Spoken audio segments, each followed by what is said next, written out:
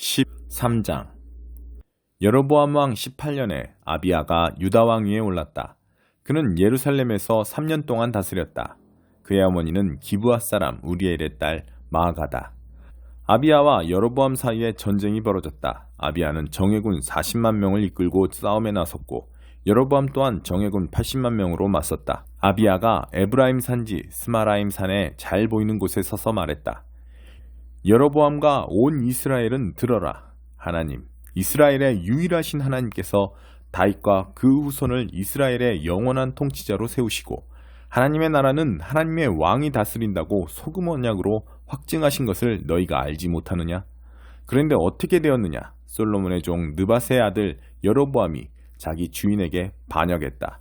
온갖 불량배들이 그와 함께 작당하니 솔로몬의 후계자 르호보암이 당해내지 못했다.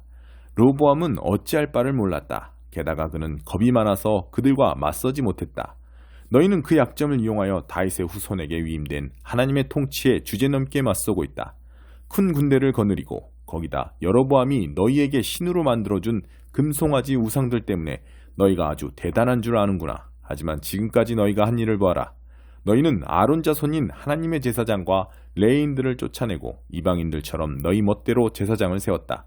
누구든지 돈을 충분히 들고 가서 값만 치르면 제사장이 될 수 있다. 하나님 아닌 거짓 우상들의 제사장 말이다. 하지만 유다의 남은 우리는 하나님께 머물러 있다. 우리는 그분을 최신 우상으로 바꾸지 않았다.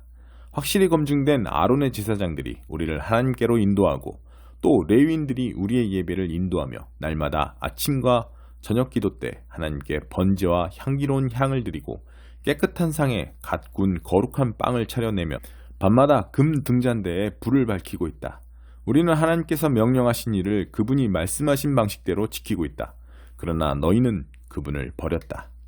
너희 눈에는 보이지 않느냐? 하나님께서 우리 편이시며 우리의 지도자시다. 그분의 제사장들은 나팔을 들고 전투 신호를 보낼 태세가 되어 있다. 이스라엘 백성아, 하나님 너희 조상의 하나님과 싸우지 마라. 너희는 절대 이 전투에서 이기지 못한다. 아비야가 말하는 동안 여로보암은 사람들을 뒤로 보내서 그들을 기습하게 했다. 유다 앞에는 여로보암, 뒤에는 복병이 있었다. 뒤를 돌아본 유다는 자기들이 앞뒤로 공격받고 있음을 알았다. 그들은 하나님께 간절히 기도했다. 제사장들은 나팔을 불고 유다 군사들은 크게 부르짖었다. 그때 하나님께서 아비야와 유다 앞에서 여로보암과 온 이스라엘을 치셨다. 이스라엘군은 유다군 앞에서 흩어졌다. 하나님께서 유다에게 승리를 주셨다.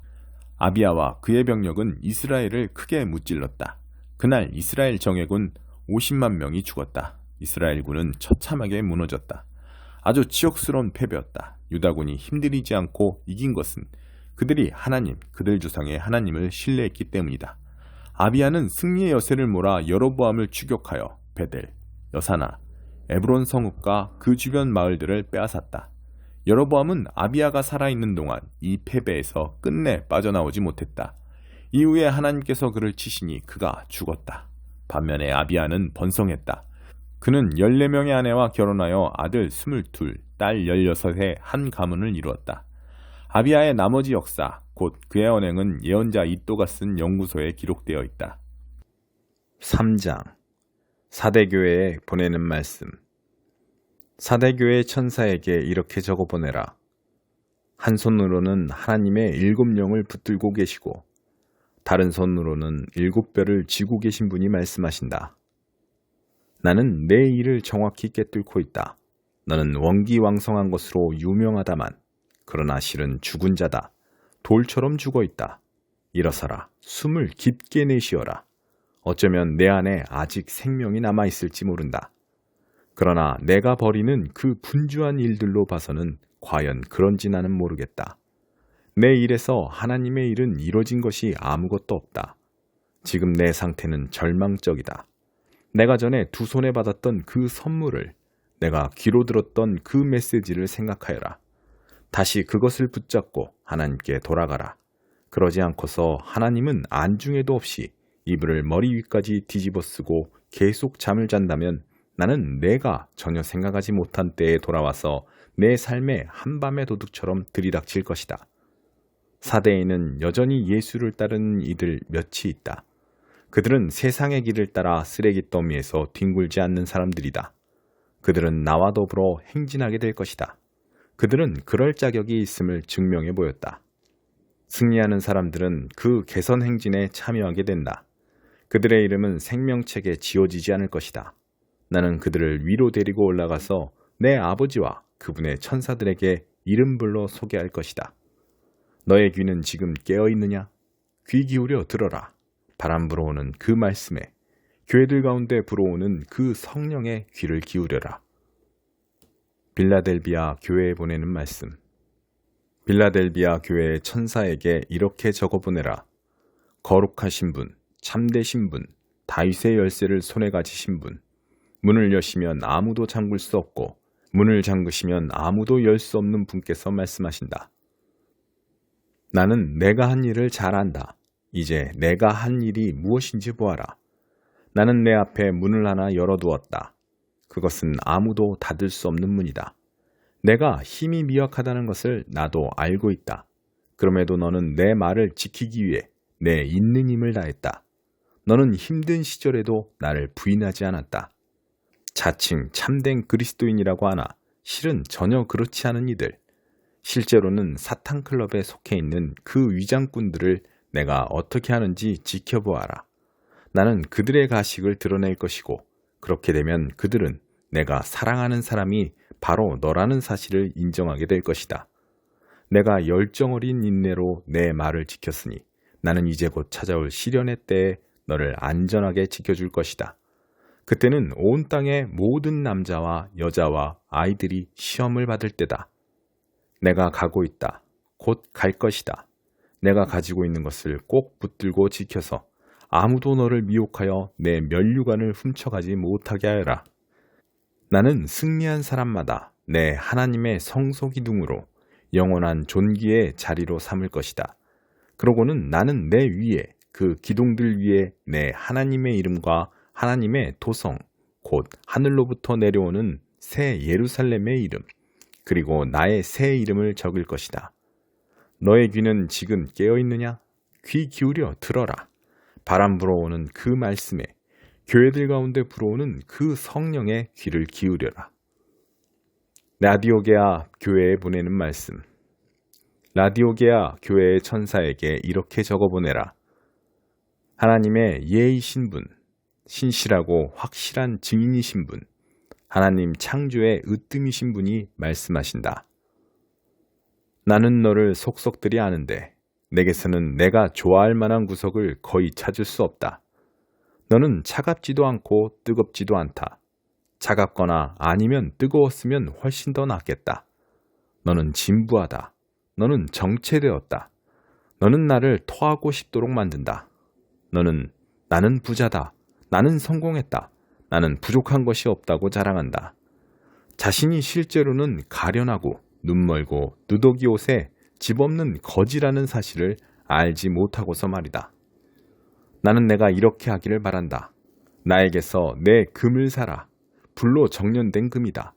그러면 너는 부자가 될 것이다. 나에게서 내 옷을 사라. 하늘에서 디자인된 옷이다. 너는 너무 오랫동안 거의 벌거벗은 채로 돌아다녔다. 내게서 내 눈에 바를 약을 사라. 볼 수 있도록, 정말로 볼 수 있도록 말이다. 나는 내가 사랑하는 이들을 책망한다. 자극하고 고치고 인도해서 그들이 최선의 삶을 살 수 있도록 해준다. 일어나라. 뒤로 돌아서라. 하나님을 향해 뛰어가라. 나를 보아라. 지금 내가 문 앞에 서 있다. 내가 노크하고 있다. 만일 내가 부르는 소리를 내가 듣고 문을 열면 나는 곧장 들어가 너와 더불어 앉아 만찬을 나눌 것이다. 승리한 사람들은 상석에 내 옆자리에 앉게 될 것이다. 내가 승리했으므로 내 아버지 옆에 존귀한 자리에 앉게 된 것과 같다. 이것이 승리한 사람들에게 주는 내 선물이다. 너의 귀는 지금 깨어있느냐? 귀 기울여 들어라. 바람 불어오는 그 말씀에, 교회들 가운데 불어오는 그 성령의 귀 기울여라. 너는 지금 깨어있느냐? 귀 기울여 들어라. 바람 불어오는 그 말씀에, 교회들 가운데 불어오는 그 성령의 귀 기울여라. 학계 1장.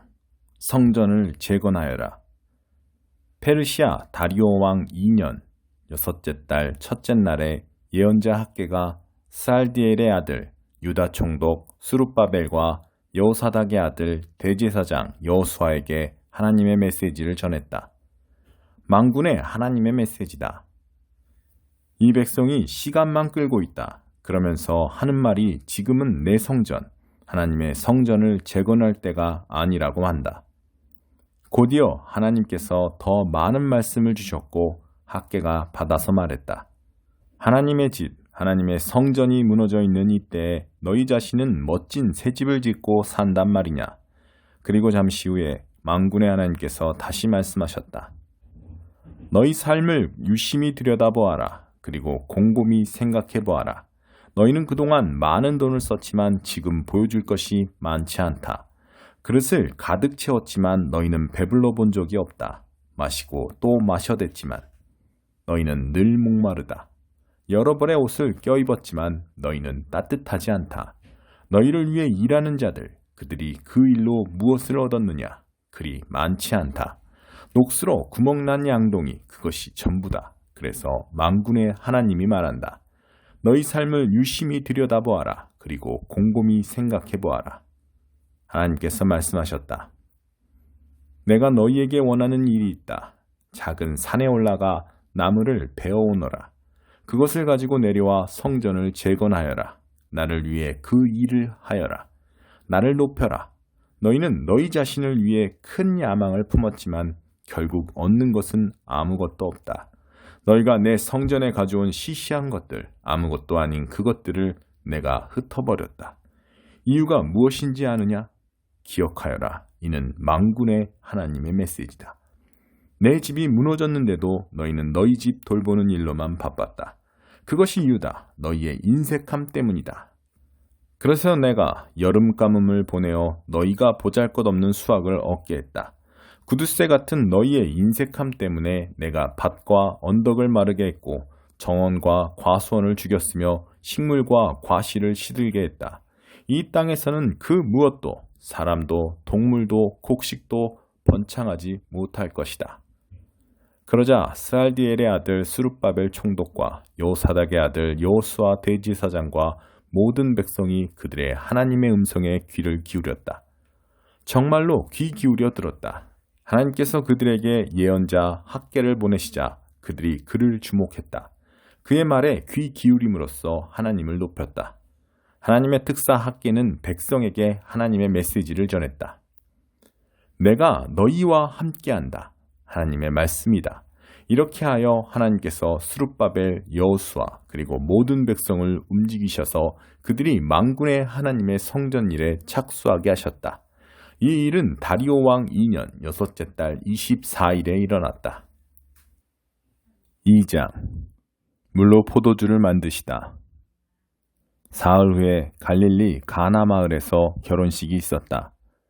예수의 어머니가 그곳에 있었고 예수와 제자들도 거기에 손님으로 있었다. 결혼잔치에 포도주가 떨어져 가자 예수의 어머니가 예수께 말했다. 포도주가 거의 바닥났구나. 예수께서 말씀하셨다. 어머니, 그것이 어머니와 내가 관여할 일입니까? 지금은 나의 때가 아닙니다. 재촉하지 마십시오. 예수의 어머니가 지체 없이 종들에게 말했다. 그가 시키는 대로 무엇이든 하여라.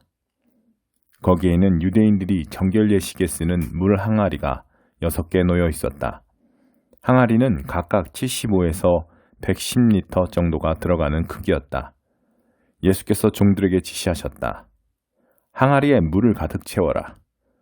그러자 그들은 항아리가 넘치도록 물을 가득 채웠다. 예수께서 이제 주전자에 가득 담아 잔치를 맡은 자에게 가져다 주어라 하고 말씀하셨다. 종들은 그대로 했다.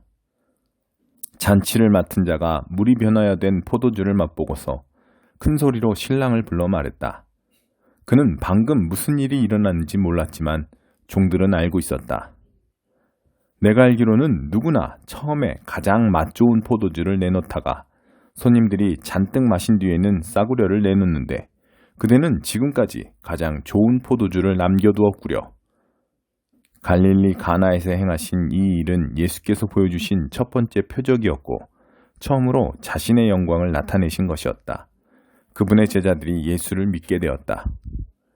이 일이 있고 나서 예수께서는 어머니와 형제와 제자들과 함께 가버나움으로 내려가 며칠을 지내셨다. 성전을 깨끗하게 하시다. 유대인들이 매년 봄에 지키는 유월절이 막 시작될 무렵 예수께서 예루살렘으로 올라가셨다. 예수께서는 성전이 소와 양과 비둘기를 파는 사람들로 북적대는 것을 보셨다. 고리대금업자들도 거기서 마음껏 활개를 치고 있었다. 예수께서 가죽끈으로 채찍을 만들어서 그들을 성전에서 쫓아내셨다. 양과 소를 몰아내고 동전을 사방으로 흩어버리시며 고리대금업자들의 가판대를 뒤엎으셨다. 예수께서 비둘기 상인들에게 이렇게 말씀하셨다. 여기에서 너희 물건을 치워라. 내 아버지 집을 쇼핑몰로 만드는 짓은 그만두어라. 그 순간 제자들은 당신의 집을 향한 열심이 나를 삼킵니다 라고 한 성경 말씀을 기억했다. 그러나 유대인들은 불쾌한 마음에 이렇게 물었다. 당신이 하는 이 일이 옳다고 입증해 줄 신임장을 제시할 수 있겠소? 예수께서 대답하셨다. 이 성전을 헐어라. 그러면 내가 사흘 만에 다시 짓겠다. 그들은 분개하며 말했다. 이 성전을 짓는데 46년이 걸렸는데 당신이 사흘 만에 다시 짓겠다는 거요? 그러나 예수께서 성전이라고 하신 것은 자신의 몸을 두고 하신 말씀이었다. 나중에 예수께서 죽은 자들 가운데서 살아나신 뒤에야 제자들은 그분이 그렇게 말씀하신 것을 기억해냈다. 그때에야 제자들은 비로소 올바른 결론을 내릴 수 있었다. 성경에 기록된 말씀과 예수께서 하신 말씀을 모두 믿게 된 것이다. 예수께서 예루살렘에 계시는 유월절 기간 동안 많은 사람들이 그분이 나타내시는 표적을 보았다. 그리고 그 표적이 하나님을 가리킨다는 것을 알고는 자신들의 삶을 예수께 맡겼다. 그러나 예수께서는 자신의 삶을 그들에게 맡기지 않으셨다. 예수께서는 그들을 속속들이 아셨고 그들이 신뢰할 수 없는 사람들인 것도 알고 계셨다. 예수께서는 아무런 도움 없이도 그들을 훤히 꿰뚫어 보고 계셨던 것이다.